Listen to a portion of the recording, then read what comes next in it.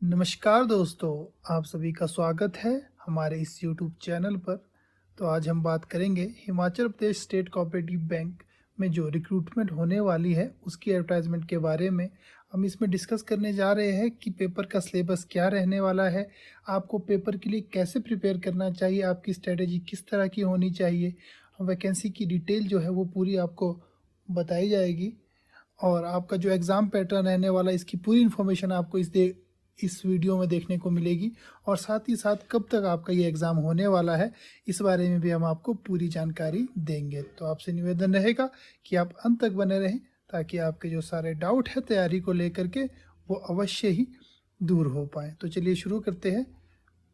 तो सबसे पहले देखिए हमारे पास जो इसमें टोटल नंबर ऑफ पोस्ट हमें इसमें मिली है वो है 149 पोस्ट, जिसमें से आपकी जूनियर क्लर्क स्टेनोटाइपिस्ट की ही पोस्ट इसमें आपको दी गई है। टोटल आप कह सकते हैं इसमें आपको 149 पोस्ट दी गई है। और साथ ही साथ अब ये बात आती है कि ये पेपर जो है, ये आपका एग्ज़ाम है, ये कैसे कंडक्ट होगा। तो आपका जो एग्ज़ाम है ये ऑनलाइन वे में कंडक्ट होगा। मतलब कि आपका जो कंप्यूटर बेस्ड एग्ज़ाम रहेगा इसमें, और सारे के सारा जितने भी है जूनियर क्लर्क हो, चाहे स्टेनो हो, चाहे स्टेनो टाइपिस्ट हो, ये आपके सारे के सारे जो एग्ज़ाम है ये आपके ऑनलाइन पर्पस में होंगे और होंगे भी दो फेजेज़ में। पहला फेज़ जो होगा वो आपका प्रिलिमिनरी फेज़ रहेगा और सेकंड जो रहेगा वो आपका मेंस एग्जामिनेशन रहेगा। और यहाँ पे ये बात देख रहे हैं, इस बार जो आपका एग्ज़ाम है वो आईबीपीएस द्वारा कंडक्ट करवाया जा रहा है, जो mainly all over India banking के सारे जो एग्ज़ाम है वो कंडक्ट करवाता है। तो अब देख लीजिए आप इसमें कि आपका जो पेपर का जो पैटर्न है वो किस तरह का रहने वाला है। तो सबसे पहले आप देखिए आपका जो ये आपका प्रीलिम, मतलब कि जो पहला आपका जो फेज़ रहने वाला है प्रीलिम एग्ज़ाम, उसमें आपका जो है आपका 3 सेक्शन में आपका पेपर आपको आएगा। पहला आपका इंग्लिश सेक्शन रहेगा, दूसरा आपका न्यूमेरिकल एबिलिटी मतलब कि मैथ सेक्शन, तीसरा आपका रीजनिंग एबिलिटी। इंग्लिश में आपको 30 क्वेश्चन देखने को मिलेंगे जो आपके 30 मार्क्स के रहेंगे, और न्यूमेरिकल एबिलिटी में आपके 35 क्वेश्चन देखने को मिलेंगे जो 35 मार्क्स के रहेंगे, और रीजनिंग में आपके 35 मतलब 35 ही क्वेश्चन आपको देखने को मिलेंगे और 35 ही मार्क्स के आपको ये मिल जाएंगे। आप कह सकते हैं कि आपका पर क्वेश्चन जो है वो 1 मार्क्स का रहेगा। और साथ ही साथ देखिए इसमें आपको जो टाइमिंग है वो 60 मिनट रहेगी पूरे पेपर की, लेकिन एक सेक्शन को आपको अटैम्प्ट करने के लिए सिर्फ और सिर्फ आपको 20 मिनट दिए जाएंगे। जैसे 20 मिनट कंप्लीट होते हैं आपका जो एग्ज़ाम है वो ऑटोमेटिकली सेकंड में स्विच हो जाएगा। तो 20-20 आपके तीनों सेक्शन के लिए मिल जाएगा। और साथ ये देख लीजिए आपका जो एग्ज़ाम है वो दोनों ही लैंग्वेज में कंडक्ट करवाया जाएगा, इंग्लिश में एज वेल एज हिंदी में। जो आपकी चॉइस है आप वो सिलेक्ट कर सकते हैं। और अगर यहाँ हम देखें, ये मेन एग्ज़ाम है जो आपका सेकंड फेज़ में एग्ज़ाम होने वाला है, जूनियर क्लर्क का जो डायरेक्ट रिक्रूटमेंट है आपका है, उसमें भी आपका मेनली क्या रहेगा, आपका 4 सेक्शन में एग्ज़ाम रहेगा। पहला आपका रीजनिंग सेक्शन, दूसरा आपका मैथ सेक्शन, तीसरा आपका इंग्लिश सेक्शन और चौथा आपका जनरल अवेयर का सेक्शन रहेगा। अब देखिए किस सेक्शन से आपको कितने क्वेश्चन आएंगे और कितने ही मार्क्स के आएंगे। रीजनिंग की अगर हम बात करें तो आपको total number of question reasoning में देखने को मिलेंगे 40, और जो आपके 20 मार्क्स के रहेंगे। और आप न्यूमेरिकल एबिलिटी की बात करें तो इसमें आपको 40 क्वेश्चन देखने को मिलेंगे जो कि आपके 20 मार्क्स के रहेंगे। इंग्लिश की बात करें तो इंग्लिश में भी सेम यही रहेगा आपका। इसमें आपके देखिए 40 इसमें आपके क्वेश्चन 40 है और आपका 20 मार्क्स के। तो आप कह सकते हैं कि एक क्वेश्चन आपका 2 नंबर का रहेगा। और साथ ही साथ टाइमिंग का भी ध्यान रखें, रीजनिंग के लिए आपको 30 मिनट मिलेंगे, न्यूमेरिकल एबिलिटी के लिए 30 मिनट्स मिलेंगे, इंग्लिश के लिए 30 मिनट्स मिलेंगे, और फोर्थ एंड लास्ट जो हमारा इसमें सेक्शन रहेगा वो रहेगा हमारा जनरल अवेयरनेस का सेक्शन। ये आपका 50 में क्वेश्चन देखने को मिलेंगे और 25 मार्क्स के रहेंगे।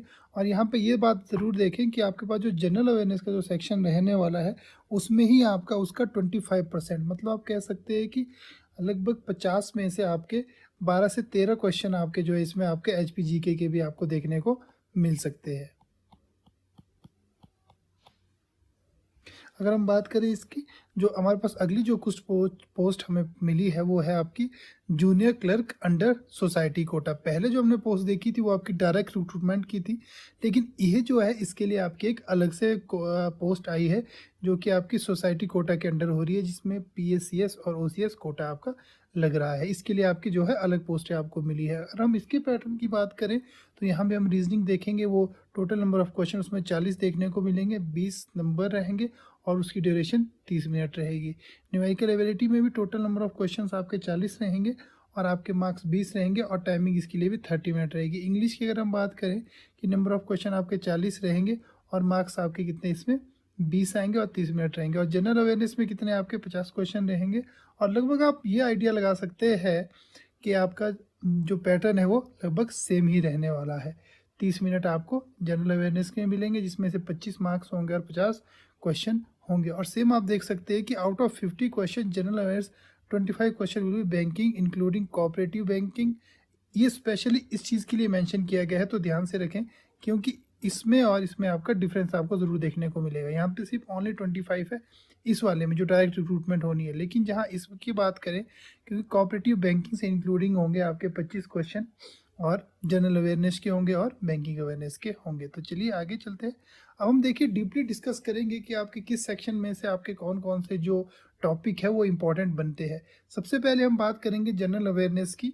यहाँ आप ये ध्यान रखेंगे जो जनरल अवेयरनेस आनी है वो आपकी मेंस एग्जाम में आनी है, मतलब कि आपका जो प्रीलिम एग्जाम है उसका आपका जनरल अवेयरनेस, बैंकिंग अवेयरनेस या फिर HPGK से कोई भी कनेक्शन नहीं रहने वाला है। तो सबसे पहले देखिए जनरल अवेयरनेस की अगर हम बात करें तो इसमें सबसे पहले आपको जो इम्पोर्टेंट टॉपिक रहेगा वो रहेगा करंट अफेयर का। ये करंट अफेयर आप मान लीजिए आपका प्रीवियस 1 ईयर का आप लेकर के चलिए, 6 महीने से 1 साल तक का करंट अफेयर जो है वो IAS कंडक्ट करवा रहा है। दूसरी है एब्रीवेशन, जो बैंक में जो एब्रीवेशन यूज़ होती है उसके बारे में आपसे कोई क्वेश्चन पूछा जा सकता है। स्पोर्ट्स न्यूज़ पूछी जा सकती है, स्पोर्ट्स कप पूछे जा सकते हैं और स्पोर्ट्स के कोई किसी प्लेयर के बारे में पूछा जा सकता है कि कौन सा प्लेयर किस स्पोर्ट्स से रिलेट करता है, आपसे वो पूछा जा सकता है। आपसे साथ बुक्स और ऑथर के बारे में पूछा जा सकता है। जो बजट आपका आया था हाल ही में, ठीक है, जो अपडेटेड बजट है उसके बारे में आपसे पूछा जा सकता है। आपके साइंस के जो इन्वेंशन और डिस्कवरी इसके बारे में आपसे पूछा जा सकता है। आपकी जो फाइनेंशियल और इकोनॉमिक न्यूज़ है उसके बारे में पूछा जा सकता है। आपके इंटरनेशनल और नेशनल ऑर्गेनाइजेशन इनके हेड की पर्सन के बारे में पूछा जा सकता है, हेड क्वार्टर के बारे में पूछा जा सकता है, या फिर हमें किसी कंट्री से अगर कोई लोन मिला है या कोई एड मिली है तो वो भी इसमें आपका इंक्लूड हो सकता है। अब देखिए अवार्ड्स एंड ऑनर, इसमें भी आपसे क्वेश्चन बन सकता है कि किस चीज़ से रिलेटेड जो अवार्ड है वो किसे मिला। कंट्री की कैपिटल बन सकती है आपकी, कोई भी कंट्री हो, और आपकी HP की जो जनरल नॉलेज है वो आपकी यहाँ पे इंक्लूड हो सकती है। और इम्पॉर्टेंट डेज है वो भी आपका यहाँ पे इंक्लूड हो सकता है। टोटल नंबर ऑफ ईयर, मतलब कि 1 ईयर का मान करके चलिए। कंप्यूटर के जो बेसिक्स है वो भी आपके पूछे जा सकते हैं इसमें। और साथ ही साथ जिस प्रकार हम डिस्कस करते हैं HPGK के आपके 12 से 13 क्वेश्चन। तो ये क्या रहेगा आपका, ये कंप्लीट आपका जनरल अवेयरनेस, बैंकिंग अवेयरनेस और HPGK का सिलेबस रहेगा। तो मैं आपसे यही कहना चाहूँगा कि आप अभी से ही इन चीज़ों को तैयार करना शुरू कर दीजिए कि करंट अफेयर आप अभी से पढ़ना स्टार्ट कर दीजिए। और इतना रखिए कि आपको एटलीस्ट 1 साल से 6 महीने तक का तो आपका करंट अफेयर आपको बहुत अच्छा बना लीजिए और आज से ही पढ़ना स्टार्ट कीजिए। और इन पॉइंटों को ध्यान में रखिए कि आपने उसमें से किस तरह के सिलेक्ट करना है और आपने क्या क्या पढ़ना है। स्पेशली आपने यह ध्यान रखना है कि ये बैंक के पर्सपेक्टिव से आपका पेपर होने जा रहा है, तो बैंकिंग जो न्यूज़ है वो ज़्यादा इंपॉर्टेंट इसमें मायने इसमें रखेगी। और साथ ही साथ HPGK उसका भी आपने ध्यान रखना है। ये नहीं सोचना है कि मेरा अगर प्रीलिम हो जाता है तो ही मैं मेंस के लिए प्रिपेयर करूँगा, नहीं, आप अभी से तैयार कीजिए क्योंकि बाद में अगर टाइम ज़्यादा हो जाता है प्रीलिम हुए तो मेंस के लिए हमें कोई ज़्यादा टाइम नहीं मिलता है, तो उसमें थोड़ा मुश्किल सा हो जाता है। तो मैं आपको यही बोलूँगा कि आपने जनरल अवेयरनेस के लिए यही स्ट्रेटेजी अप्लाई करनी है कि आपने आज से ही अपना जो करंट अफेयर है और अवेयरनेस है उसके बारे में तैयारी करना स्टार्ट कर देना है। तो चलिए अब आगे चलते हैं। अब ये देखिए, ये आता है हमारे पास न्यूमेरिकल एबिलिटी, जो सेकंड सेक्शन है आपका। ये प्रीलिम में या फिर आप फेज़ 1 में और मेंस में या फिर फेज़ 2 में, दोनों ही सेक्शन में आपको देखने को मिलना है न्यूमेरिकल एबिलिटी और डाटा इंटरप्रिटेशन। ठीक है, न्यूमेरिकल एबिलिटी में भी देखिए आपके कौन कौन से जो मोस्ट इंपॉर्टेंट जो टॉपिक बनते हैं वो क्वालिटी इक्वेशन बनता है आपका, प्रोबेबिलिटी बनता है, profit and loss, pipe and systems, percentage, simple equation, problem of numbers, average, simplification, approximation, odd one out, time and work और पार्टनरशिप हो गया, ration proportion, boards and stream हो गया, सिंपल इंटरेस्ट हो गया, टाइम एंड डिस्टेंस हो गया, train के ऊपर कोई क्वेश्चन आपसे पूछा जा सकता है, एरिया वॉल्यूम के बारे में आपसे क्वेश्चन पूछा जा सकता है, एजिस के बारे में क्वेश्चन, आपका alligation, mensuration, permutation, combination, indices और सर्ट्स के बारे में आपसे पूछा जा सकता है। तो ये क्या है, आपका ये कंप्लीट मैथ्स का सिलेबस आपको बता दिया गया। और साथ ही अगर आप देखेंगे तो मैंने यहाँ पे लिखा है DI, डाटा इंटरप्रिटेशन। तो DI कोई अलग से चैप्टर नहीं है, DI इन्हीं जो आपके अर्थमेटिक के जो आपने बाकी पोर्शन पढ़े इनको मिला करके ही आपका जो DI का है वो एक सेक्शन बनता है, और उसकी वेटेज जो है बहुत ज़्यादा इसमें रहने वाली है। ठीक है, तो आपने ये ध्यान रखना है कि आपने इसमें भी आपको मैं यही सजेस्ट करूँगा, अपने बेसिक अच्छे से बना लें मैथ्स के, आप प्रैक्टिस करें, ज़्यादा से ज़्यादा प्रैक्टिस आप कर सकते हैं तो आपको ज़्यादा से ज़्यादा हेल्प मिलेगी इस एग्ज़ाम में। तो चलिए अब आगे चलते हैं, हम बात करते हैं रीजनिंग की। रीजनिंग जो आपको बताया गया, जिसके आपके क्वेश्चन प्रीलिम्स में भी आने हैं और मेंस में भी आने हैं। इसमें देखिए आप मेनली जो आपका जो इसमें आपका जो आपने पढ़ना है वो आपका क्वेश्चन आपकी स्क्रीन पे शो हो रहा है। अब देखिए आपको अल्फान्यूमेरिक सी से क्वेश्चन देखने को मिल सकता है, रैंकिंग और डायरेक्शन से मिल सकता है, कोडिंग डिकोडिंग से मिल सकता है, इनइक्वालिटीज से मिल सकता है, ब्लड रिलेशन से मिल सकता है, इनपुट आउटपुट से मिल सकता है, सिलोगिज्म से मिल सकता है, सिटिंग अरेंजमेंट से मिल सकता है, पजल से मिल सकता है, डाटा सफिशिएंसी से मिल सकता है, डिसीजन मेकिंग से मिल सकता है, कॉज एंड इफेक्ट से, कोर्स ऑफ अजम्पशन से, और आपका स्टेटमेंट एंड आर्ग्यूमेंट से मिल सकता है, और स्टेटमेंट एंड कंक्लूजन से भी आपको ये देखने को मिल सकता है। तो देखिए इसमें मेनली जो पोर्शन रहेगा आपका वो रहेगा आपका पजल और सीटिंग अरेंजमेंट का। इस चीज़ को आपने विशेष केयरफुल होकर के चलना है, आपने ध्यान रखना है कि ज़्यादा से ज़्यादा जो आपके जो क्वेश्चन है वो बैंकिंग की अगर हम बात करें तो सीटिंग और पजल से रिलेटेड आते हैं आपके। ठीक है, तो आपने ये दो चीज़ों का आपने बहुत अच्छे से प्रैक्टिस कर लेनी है ताकि आपको जो आपका एग्ज़ाम है उसमें आपको कोई दिक्कत ना आए। अगर हम बात करें इंग्लिश की, तो इंग्लिश का भी एक इम्पॉर्टेंट रोल रहता है आपके हर बैंकिंग एग्ज़ाम में, तो इसका भी हमने ध्यान रखना है। तो इंग्लिश में मैं आपको यही सजेस्ट करूँगा, सबसे पहले तो आप रीडिंग पे ध्यान दीजिए, जितना ज़्यादा हो सके आप उतनी रीडिंग कीजिए। ठीक है, रीडिंग के साथ साथ आप वोकेबलरी के ऊपर भी ध्यान दीजिए, क्योंकि अगर आप इस चीज़ के ऊपर ध्यान देते हो तो आपको बहुत ज़्यादा हेल्प मिलने वाली है। और बाकी जो पोर्शन बच रहा है वो हमारा ग्रामर का रहता है, वर्ब से रिलेटेड आपके क्वेश्चन बन सकते हैं, और सेंटेंस रीअरेंजमेंट से बन सकता है आपका क्वेश्चन, आपका वोकेबलरी से क्वेश्चन जिस प्रकार मैंने आपको पहले बता दिया बन सकता है, फिल इन द ब्लैंक से बन सकता है, एरर करेक्शन से बन सकता है, इडियम एंड फ्रेज से बन सकता है, आपकी स्पेलिंग जो मिस्टेक है उससे बन सकता है, आर्टिकल से बन सकता है, टेंसेस से बन सकता है, आपके पैसेज से बन सकता है, आपका कॉम्प्रिहेंशन से बन सकता है, ग्रामर से बन सकता है, क्लोज टेस्ट से बन सकता है, सिनोनिम एंटोनियम से बन सकता है। ठीक है, तो ये सारे के सारे जो है ये आपके इंपॉर्टेंट टॉपिक है इंग्लिश के भी, लेकिन मेनली मैं आपको ये सजेस्ट करूँगा सबसे पहले आप रीडिंग पर ज़्यादा से ज़्यादा फोकस कीजिए, और साथ ही साथ ग्रामर को लेकर के भी चलिए, ताकि कोई भी क्वेश्चन ऐसा ना छूटे जो आपसे ना लगे। और वोकेबलरी को हो सके तो बहुत स्ट्रॉन्ग बना दीजिए अपनी। आप जितनी भी रीडिंग करते हैं, जो भी आपको डिफ़िकल्ट वर्ड आपको लगता है, आप उसे सर्च कीजिए और अपने पास नोट कर दीजिए, और ट्राई कीजिए आप उसको यूज़ करें, ताकि आपको जो आपकी जो वोकेबलरी है वो आपकी और स्ट्रॉन्ग बन जाए।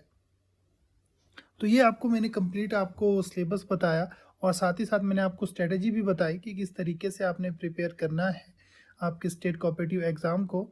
तो इसी बात का हमने ध्यान रखना है कि हमने किस तरीके से अपनी जो अप्रोच है वो बहुत अच्छी रखनी है, और ताकि हमारा जो एग्ज़ाम है वो अच्छे से क्लियर हो जाए। और साथ ही साथ में अगर आप इसी पेपर के लिए कोई ऑनलाइन या ऑफलाइन बैच भी ज्वाइन कर सकते हैं तो आप हमसे कांटेक्ट भी कर सकते हैं। हमारा कांटेक्ट नंबर है 9418778310। ये आपको कंप्लीट तैयारी करवा देगा इसी एग्ज़ाम की, जिसमें आपको चाहे इस एग्ज़ाम की टेस्ट सीरीज़ हो वो भी आपको प्रोवाइड हो जाएगी, ताकि आपको अपनी वीकर सेक्शन या फिर स्ट्रॉन्ग सेक्शन के बारे में पता चल पड़े। आपको जो है मॉक टेस्ट आपको वो प्रोवाइड करवाए जाएंगे। आपके जो स्पेशल डाउट सेशन है वो आपको यहाँ पे देखने को इजीली मिल पाएंगे। अगर आपका कोई डाउट आ रहा है तो ये आपकी बहुत ज़्यादा आपकी प्रिपेयर करवा देगा। और करंट अफेयर अगर कहें तो पूरा का पूरा आपको 1 ईयर का आपको यहाँ पे कवर करवाया जाएगा। अगर आप इंटरेस्टेड है तो ज़रूर आप इस नंबर पे कॉल करें, आपकी जो पूरी की पूरी जो हेल्प है की जाएगी। और मैं उम्मीद करता हूँ कि आपको वीडियो देखने में आनंद आया होगा, और भविष्य में भी अगर आप ऐसी वीडियो देखना चाहते हैं तो हमारे यूट्यूब चैनल को सब्सक्राइब ज़रूर करें, वीडियो को लाइक ज़रूर करें और अधिक से अधिक लोगों तक इस वीडियो को पहुंचाएं ताकि उनको भी इस वीडियो का जो बेनिफिट है वो मिल पाए। तो चलिए, थैंक यू, मिलते हैं नेक्स्ट वीडियो पे। धन्यवाद।